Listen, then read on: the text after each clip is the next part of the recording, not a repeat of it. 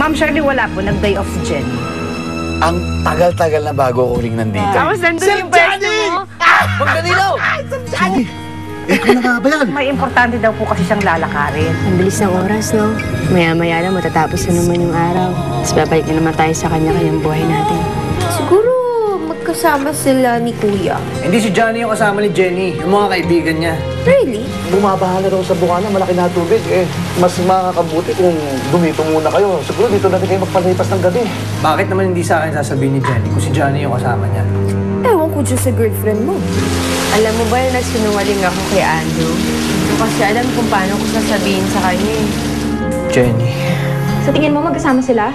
Andrew, pasensya ka na. Hindi ako makakauwi ngayon. Malakas kasi yung ulan, baha eh. Johnny? Hindi kasi ako makaka-uwi ngayon eh. Sobrang baha kasi sa mga matadaanan namin. Mukhang dito muna ako magpapalitas ng gabi.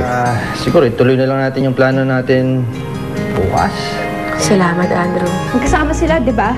Hindi ko alam kung sino nagsasabi ng totoo. Alam mo ba kanina nung nahulog ka sa puno, akala ko na nangyari sa'yo eh. Hindi ko kasi kaya mangyari sa'yo masama.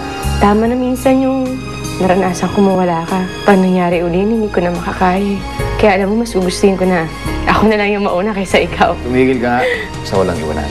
Malay mo, talagang nagkataon lang. Sana tama ka. Nagtutuda ka ba? Ano bang alam mo? Hindi ka pa rin ba naapektuhan? Ha? Sobrang close ni Jenny at ni Johnny. May magkapatid sila. Hindi sila magkadugo, Andrew. Hindi sila tunay na magkapatid. Andrew, naniniwala ka ba sa Destiny? What? Destiny! Soulmates, may mga taong tinakda para sa isa't isa. Bakit mo sinasabi sa akin yan?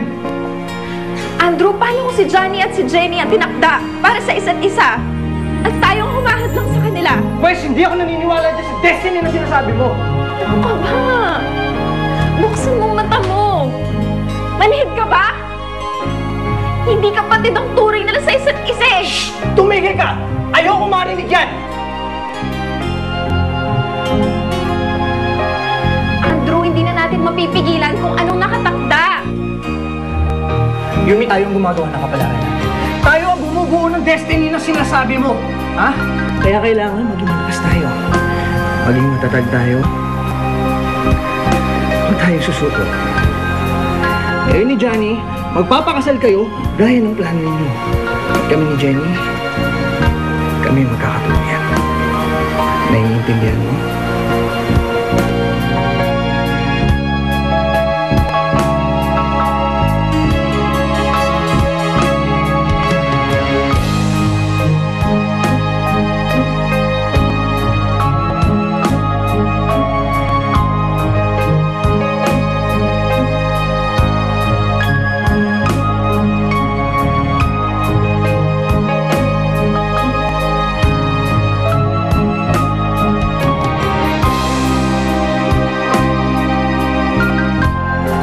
Johnny yung kasama ni Jenny. Yung mga kaibigan niya. Really? Eh, wala nga rin daw si Kuya. I just assume na they went out together. Bakit naman hindi sa akin sasabihin ni Jenny kung si Johnny yung kasama niya? Aba, ewan ko dyan sa girlfriend mo. Bakit kaya hindi mo na siya tanongin? Destiny! Soulmates, may mga taong tinakda para sa isa't isa. Pwes, hindi ako naniniwala dyan sa destiny na sinasabi mo. Buksan mong mata mo. Manhid ka ba? Hindi kapatid ang turing nila sa isa't isa. I won't give you up, Jenny. Sa akin ka lang.